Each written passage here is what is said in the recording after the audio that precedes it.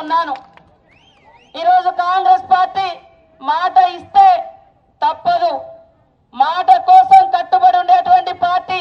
అందుకోసమే తల్లి సోనియమ్మ ఇచ్చిన తెలంగాణ ఈరోజు 10 ఏళ్ల తర్వాత ఇందిరమ్మ రాజ్యం కోసం మీరందరూ కార్యకర్తలు నాయకులు కష్టపడి ప్రజలకు కాంగ్రెస్ పార్టీ ఇచ్చేటువంటి 6 గ్యారెంటీలతో పాటు ఇంకా ఎలాంటి సంక్షేమం ఉంటుందో తెలియజేసి భారీ మెజార్టీతో మీరందరూ కష్టపడి నన్ను గెలిపించినందుకు తప్పకుండా మీ అందరి కష్ట సుఖాలలో, ప్రజలందరి కష్ట సుఖాలలో, ఈ నియోజకవర్గ అభివృద్ధిలో, రాష్ట్ర అభివృద్ధిలో కీలక పాత్ర పోషిస్తూ గతం కంటే గతంలో కూడా ఎప్పుడు నేను ఖాళీగా ఉండలేదు.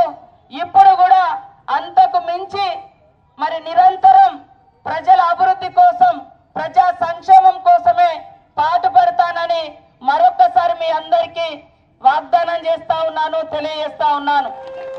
ఈ ప్రజలు, కార్యకర్తలు ప్రజల యొక్క ఆకాంక్షకు అనుగుణంగా పని చేస్తూ ఆ తల్లులు సమ్మక్క సారలమ్మ యొక్క దీవెనలతోటి, మరి రుద్రేశ్వరుని యొక్క దీవెనతోటి, అల్లా యొక్క దీవెనతోటి, యేసుక్రీస్తు యొక్క దీవెనతోటి, అదే విధంగా లక్ష్మీ నరసింహస్వామి గారి యొక్క దీవెనతోటి, సేవాలాల్ గారి యొక్క దీవెనతోటి అన్ని కులాల, మరి ఇక్కడ మా బోనాలు కూడా ఎత్తుకొచ్చినటువంటి అక్కలు కూడా ఉన్నారు, కోలాటం అక్కలు ఉన్నారు, డప్పు సోదరులు ఉన్నారు.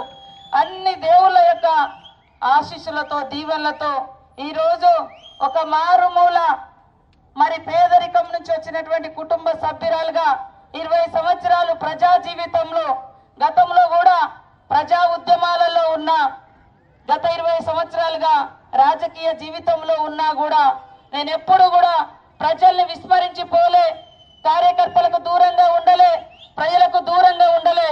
ఇప్పుడు కూడా నేను అంతే దగ్గరగా, ఇంకా దగ్గరగా ఉండి పని చేస్తానని కూడా మీ అందరికీ హామీ ఇస్తా ఉన్నాను. గత 10 రోజులుగా మీకు అందరికీ దూరంగా ఉండడం నాకు చాలా బాధాకరం అనిపించింది. మరి క్యాబినెట్ ఏర్పరచుకోవడం కానీ, అసెంబ్లీ సమావేశాలు కానీ, ఇతరత్ర కార్యక్రమాల దృష్ట్యా ఈ 10-12 రోజులు మీకు దూరంగా ఉన్న మాట వాస్తవం. కానీ నా మనసు ఎప్పుడు ఈ ములుగు గడ్డ మీద రావాలి రావాలి రావాలి అనేటువంటి ఈ రోజు నేను అత్యంత సంతోషంతో మీ అందరితోటి కలవడం నాకు చాలా చాలా మరి ఎంతో ఊపిరి పీల్చుకున్నట్టుగా, ఎంతో బలం వచ్చినట్టుగా ఇక్కడ గడ్డ మీదకి రాగానే మన యొక్క మీరు ఇచ్చినటువంటి భరోసా నాకు ఎల్లవేళలా ఉంటుందని నేను కూడా మీ అందరి కుటుంబ సభ్యురాలుగా ఉంటూ ఈ నియోజకవర్గ అభివృద్ధికి ఎనలేని కృషి చేస్తూ మీ యొక్క సూచనలు, ప్రజల యొక్క సూచనలు, ప్రజల యొక్క అవసరాలు, అధికారుల యొక్క సూచనలు, మరి పత్రికా మీడియాల ద్వారా వచ్చేటువంటి సమస్యలు అవన్నింటిని కూడా పరిగణలోకి తీసుకొని ఇచ్చిన మాటతో పాటు మరి ఇంకా ఏమేమైతే సమస్యలు మన దృష్టికి రాని ఉన్నాయో అవన్నింటిని కూడా పరిష్కరించుకుంటూ ముందుకెళ్తానని కూడా మీ అందరికీ తెలియజేస్తా ఉన్నాను.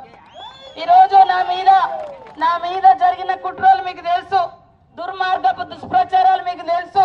అవి అన్నిటిని కూడా పటాపంచలు చేస్తూ మరి గతంలో ఎన్నడూ రానటువంటి మెజార్టీని నాకు ఈ గడ్డ మీద, ములుగు మీద ఒక ఆడబిడ్డగా ఇచ్చినందుకు మీ యొక్క రుణం తీర్చుకోవడానికే అమ్మ సోనియమ్మ, రాహుల్ గాంధీ గారు, మల్లికార్జున్ ఖర్గే గారు, ప్రియాంక గాంధీ గారు, మా సోదరుడు సీఎం రేవంత్ రెడ్డి గారు, మరి కాంగ్రెస్ పార్టీ నాయకత్వం అందరూ కూడా నాకు ఒక మంచి శాఖను కూడా ఇవ్వడం జరిగింది.